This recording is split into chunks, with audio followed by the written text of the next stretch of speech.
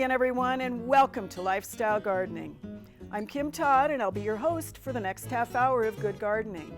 Today we'll be hearing about how to effectively control dandelions. We'll also feature some methods for growing hydroponic tomatoes, as well as take a look at the differences between male and female plants. Up first, we'd like to return to a topic we explored a few weeks ago as we featured viburnums. We showed you a wide variety of early blooming viburnums, but today we're going to show you some viburnums that bloom a little later in the season.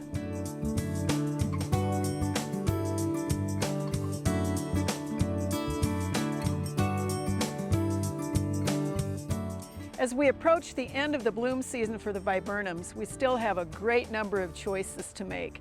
This is nannyberry viburnum, which is very large, quite beautiful in flower, not necessarily very sweetly scented, but certainly does make an impact in the landscape.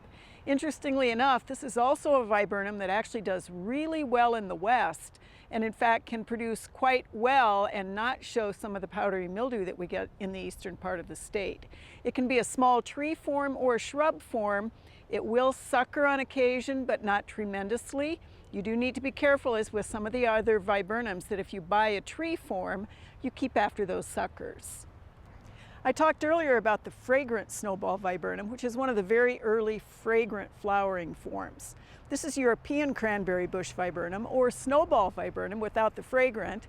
It's not fragrant, but you'll notice that the flowers themselves really look like popcorn balls. Very floriferous, a little bit later to flower, sometimes followed by decent fruit. These are old shrubs, and you'll notice again that they get fairly large with an arching form. It's going to be time to do some caning out on these. Again, they're very, very dramatic in the landscape. Another really versatile late season viburnum is American cranberry bush. It can come in a very large package, one that also produces a wonderful amount of fruit, and that would be Wentworth viburnum. It has a leaf that is a little bit reminiscent of a maple leaf. It has the lace cap flower form, which again has the sterile flowers around the outer edges, the fertile flowers in the interior. Tends to be very long-lived and one that can be renewed or rejuvenated pretty easily. It will root down and form little colonies if you allow it to. It's also one that oftentimes has a great amount of fall color. Another one of the later flowering viburnums is arrowwood viburnum. This is one that comes in a lot of different cultivars and varieties. One of the first ones to hit the market was Blue Muffin, which is a little bit shorter than the straight species and has spectacular blue fruit. The birds love it, which means you don't have fruit during the season or into the winter months, but it certainly puts on a show for the late season. We have only a handful of viburnums that really have persistent fruit. American cranberry bush is one of them, and that will actually hold on the plant well into the spring of the year. And one of the very few that actually will do a little bit of flowering later in the season is the hybrid leatherleaf. So willowwood, allegheny. The big guys will actually throw some of their flowers in August into September, depending on what the weather conditions are. That doesn't mean that they're not going to flower yet again in the spring, but it does mean that the show won't be quite as good. So choose viburnums for either their incredible spring scent or for their later summer flowering, beautiful fall color on some of them, and certainly the fruit set on others. Viburnums are one of the most versatile shrubs in the landscape. We wanted to feature them to show you how many great options there are for you to try. They can make a great privacy border, or they can serve as a backdrop in any garden setting. Nearly all of the viburnums we've shown you were shot right here on East Campus, so the next time you visit, you can take a look at these examples and imagine how they would fit into your gardening plans. We've also done a few features this year on tomatoes. It's almost impossible to go to a vegetable garden without seeing at least one tomato plant because everybody grows them. Right now we'd like to take you indoors to show you some equipment and methods for growing tomatoes with hydroponics. Here's UNL graduate student Josh Resnicek to tell us more.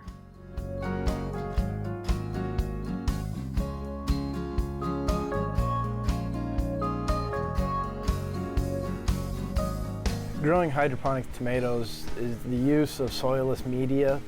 When growing, you're not using any dirt component or soil component to the mix. It's a very free draining mix. It doesn't retain any, if at all, any moisture in the mix. You're saturating it and continuously watering it throughout the day. It's not something you water once a day, multiple times, up to 30 times a day, just a little bit here and there, and it free drains and runs through the media, and the plant takes up that nutrient at that time when it needs it. You're providing fertilizer solution constantly through the irrigation water instead of maybe a top dressing or soil additive of fertilizer. You're continually adding that in the fertilizer or in the irrigation water. It can be cheaply done. It depends on the plant specifically. Some plants require a lot more humid conditions than one can create in their basement. Otherwise, leafy greens, smaller plants, some tomato varieties that are smaller in size possibly could be done in the basement through additional lighting or supplemental lighting, as well as, of course, a water source requirement. Like say you're in your basement or in a dimly lit greenhouse or sunroom, some additional lighting component will be needed. There's multiple types of grow lights. There's kind of three main systems used with the hydroponics. There's the Dutch bucket or Beto bucket system, the rock wool slab system, and then an NFT, which is a nutrient film technique. All three are very different, and all three have kind of specific plants that they do well in. You might be able to pick it up at the garden center. There are some supplies. A lot of it is just PVC piping. The gutter systems, the NFT systems can be done with 2-inch PVC, so it's very simple to use. A lot of the containers, though, are specialized, so that is either through a catalog or online. There are local shops that do carry a lot of this stuff. But other than that, it is some of the pots and containers, and a lot of the media is very specialized. But I know like perlite you can use, and the hydrotone clay pebbles you can get locally at a lot of garden centers, but like the rock wool is going to be harder to come by. Benefits to doing hydroponics is one, yes, you have season extension, if not 12-month production. In the right conditions, you can grow all year round. It does become more difficult in the summer just because your enclosed spaces do become a lot hotter, so ventilation is another thing that has to be thought about throughout the whole process. The other thing is you're controlling what's going into the plants. You know what you're delivering to the plants, whether that be nutrients or additives or chemicals. You know exactly what's going into it. You're putting it into it. So it's a little bit different than putting something out into soil that you don't entirely know unless soil testing's been done what's in the ground. So that's one plus to it. Some problems that could arise with hydroponics, pest problems are probably going to be your number one issue because you're working in an enclosed space. You don't have the freedom of outdoors of beneficial insects attacking those that are damaging your plants.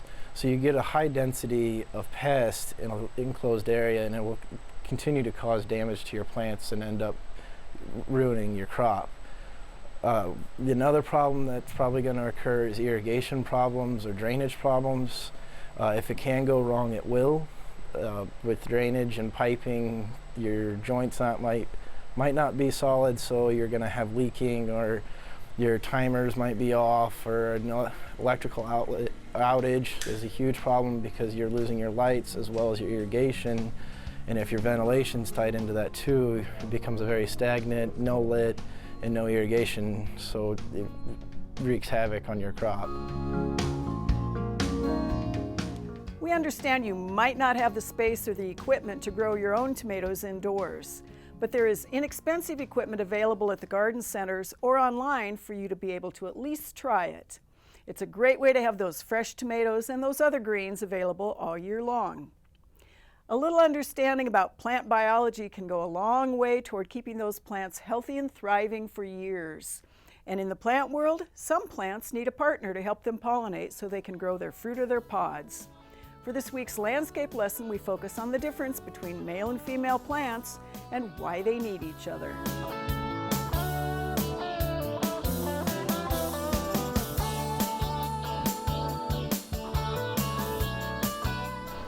Let's talk for a second about the difference between male and female plants in the landscape and why that might be important to you. We use a couple of words to describe them. One would be monoecious or monoecious as in mono, the other being dioecious as in two. And what that means, if you see that with a description of a plant, is you need two plants, a male and female, if that is associated with the word dioecious. If you don't have the male and the female plant, and the genetics of the plant are such that it wants to be that way, you are not going to get fruit or pods. So we have a lot of different plants where you need to have that male pollinator for the female plant to set the fruit or the pods. If you don't get that, you're not going to get the show. Kentucky coffee tree is one of them. We have the hollies are dioecious plants. So if you have the blue hollies or the broadleaf hollies in your landscape and you have the male and not the female, you're not going to get fruit. If you have the female and not the male, you're not going to get fruit. And people might ask, well, what difference does it make? Isn't the fruit one of the things that makes the landscape really interesting and unusual? The answer to that is absolutely true. However, if you're in a situation where you don't want to have to deal with the pods, you might want to choose a male. For example, with Kentucky coffee tree, there is a male selection called espresso, which is one that will not produce the pods. The fun part about knowing that you have need or have a need for a male and a female plant in the landscape is then to think about where does the male, which is not going to produce the showy fruit, going to be placed. Typically you only need one male for 6 or 7 females within pollinating distance, and oftentimes these need to be pollinated by insects, sometimes wind pollinated, but mostly by insects. So you can tuck the male back into a corner, you can use that male in a grouping so that you can be able to get the female fruit in the landscape. So keep in mind that if this is something that you really want for the winter show of fruit, you have to be able to not only get the male pollinator, but you also have to make sure that that plant is going to flower at the same time as the female, or there will be an overlap on that. Most nurseries that sell the hollies, for example, especially the deciduous hollies, are going to sell you the male that is going to have an overlapping flowering time with the female. So make a decision about whether you want that winter interest of the fruit set. If you're dealing with a dioecious plant, know that you are going to need 2 of them. And that is also true for a lot of our fruiting plants. You need both of those to be able to provide the fruit in the landscape.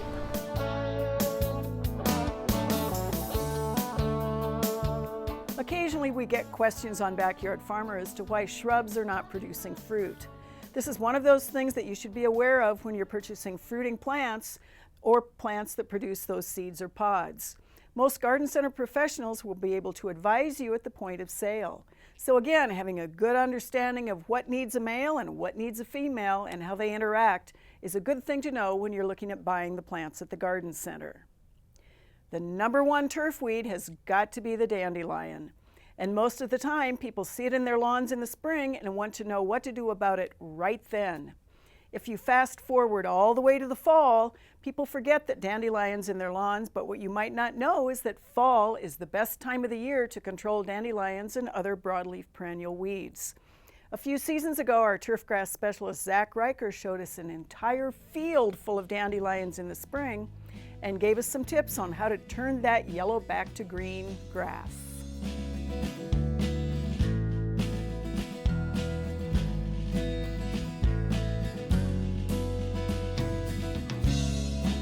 It's early May and we're in the middle of the peak dandelion bloom in Nebraska. And whether you're on the side of dandelion lovers or dandelion haters, now's a great time to look at the dandelions.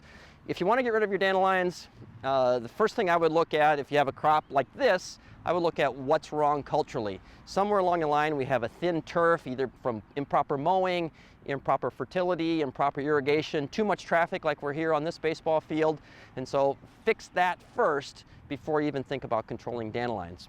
If you insist on controlling dandelions, now is the time to control them, but it's really better to control them in the fall, somewhere between September 15th and October 15th. And the reason for that is that dandelions and other perennials generally have a pretty good sized taproot. And so the photosynthate will take the herbicide down through the whole taproot, and you get much better control. Applications made now, they don't have nearly as good a chance to go all the way down to the taproot. You don't get nearly as good a control.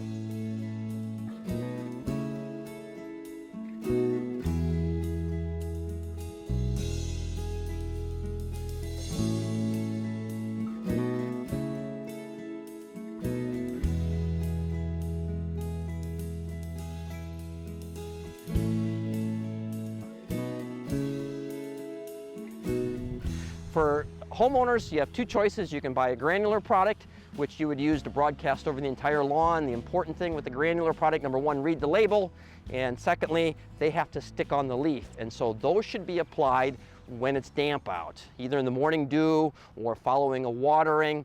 And then once it's applied, it needs to dry on the leaf. And so don't do it when there's rain in the forecast. The other option is hose end sprayers, and those are liquid applications, and those should be applied to dry turf, and so they dry on the turf immediately. And again, those should be applied when there's no rain in the forecast. The other option, when you don't have, when you only have a handful of weeds in the lawn, if it's unacceptable to you, just go out and spot apply. You could try digging them out, but again, these tap roots are very long. But just spot apply, just barely wet the leaf. You don't have to drown the leaf, just barely wet the leaf. And so if you make these applications now, you'll start seeing leaf curling, you'll start seeing flowers start to curl. Probably within 7 to 10 days, you could get pretty good control, but applications made now, the best thing to do is plan on another application in the fall, and then plan on fall applications from here on out. Just to summarize, you can get a little bit of control if you must treat those dandelions in the spring when they're popping out of the turf. But if you really want to knock them back, take a minute to put it on your calendar this fall to make those herbicide applications. If you're diligent and do this treatment every year, your lawn should be free of dandelions in the spring. Let's take a few minutes now to answer our viewer emails. We'd love to hear from you, and perhaps you can share a picture or two with us. Just send us an email to byf@unl.edu. Our first question today comes from a viewer in Fort Calhoun, and they have sent us a couple of pictures of something that happened last fall. So we love to get those now, because if the treatment option means we have to do it in the spring, it's almost spring. They're wondering what this is on their apples. The apple is a Jonathan, and it looks an awful lot to our pathologists like rust, cedar apple rust. So it's the time of the year when we have the cedars sporulating coming right up, and the apples are an alternate host for that. And the cycle actually takes over a year to be able to populate with the spores, spread it to the apples, comes back around again. So it's kind of a cool thing in the gardening world, unless you have apples that look like this. The best thing to do really is to embark on a good fruit tree spray program, and that is something that starts pretty early in the spring. A good garden center professional can help you choose the right products for your particular situation. The other thing to think about, however, is a lot of our older apples, the heirloom apples in particular, are really susceptible to things like apple scab and cedar apple rust. And so you may not get that perfect, totally blemish-free fruit unless you start out with a different variety. The other question we get, of course, is, well, there aren't any cedars anywhere close. They don't have to be very close. They can be a couple of miles away, and those spores can just shoot through the air and grab onto that apple tree anyway. Our second question is actually from Cozad, and this is a part of the state where we have some soil that is pretty fine and pretty sandy. They have ended up in a construction project with a really steep slope. And the question is there anything they can use to colonize that slope? Do they need to put in a retaining wall? What's the best option? First off, a slope that steep is not going to be something that anybody wants to mow, even if it's with one of those hovercraft things. So a wall is certainly an option. You would want to maybe look at terracing that wall so that it's up 2 or 3 feet or 3 feet at the bottom, a terrace flat, and then another wall. Of course, that gets pretty expensive. Another option would be to go ahead and allow one of our native plants to colonize. So whether it is the sumacs and underplanting with something like blue grama, because you're not going to have too much shade from the sumac, that would be a possibility. We don't recommend things like crown vetch. It's not native. It mounds up on itself. You could potentially seed that to a wildflower mix if you wanted to try that, and probably you'd have to do some erosion control or some netting to be able to get that to take. So it might be one of those things to take a look at what option works best from a budget standpoint, and then decide how much time you want to take to stabilize that slope. This is another viewer who sent us a picture from something that happened last fall, and they are from the Grand Island area. They have black chokeberry, And they're using this as an ornamental, so this is not in a planting where they're expecting to harvest a lot of the fruit for commercial production or for eating. They just like the look of the shrub. But what they're seeing is they've got the fruit and then these leaves that are completely spattered and speckled. They don't want to have this happen again this year. This looks an awful lot like spider mite damage, and if it is indeed spider mite damage, it's pretty severe. One of the things that can control spider mites, of course, is that blast of water to knock them off. You have to be diligent and do it more frequently than just once. The other thing to be aware of is the population can really explode again. So if you're going to use a miticide or horticultural oils to be able to take care of those mites, you also have to get complete and thorough coverage. So spider mites, again, are one of those creatures that is going to be environmentally dependent. Hopefully this year we won't have the conditions that really encourage them to repopulate those chokeberries. It's about the time of year when people are going to be looking for great shrub roses or roses for their gardens. And we talk a lot on the show about the kinds of things that can bother roses. We had a viewer send us from Omaha a picture of a wild red cane with all these very, very soft thorns. That's classic rose rosette. And if you have a rose that is showing this kind of cane in it, especially as those canes break in the spring and you can see what's going on, you want to get that plant out of the landscape. It's not something you can compost. It's not something you can prune out. You have to get rid of the plant. There are a couple of new shrub roses on the market, or at least a new kind of a line of shrub roses that are maybe a little bit different than knockout. It's sort of the next double knockout, and only it's not a knockout rose. They may give us some additional options in terms of flowering, so something to look for if you're a little bit tired of the ones that everybody else has. We're having a great time producing this program each winter to help you plan and get ready for the upcoming growing season. We love gardening just as much as you do. If you're tired of sitting around the house with no gardening projects, why not take a trip to the garden center for an afternoon of fun and discovery? You might just come away with some fresh ideas and get excited for the spring to get going. We did just that a few days ago, and we'd like to highlight what we found for our final feature.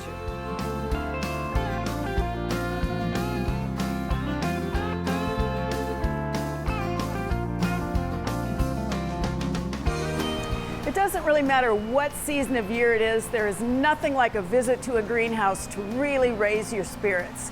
You can take a look at all the foliage plants, the flowering plants, cactus, succulents, herbs, and really get a great taste of great things to come in the gardening season.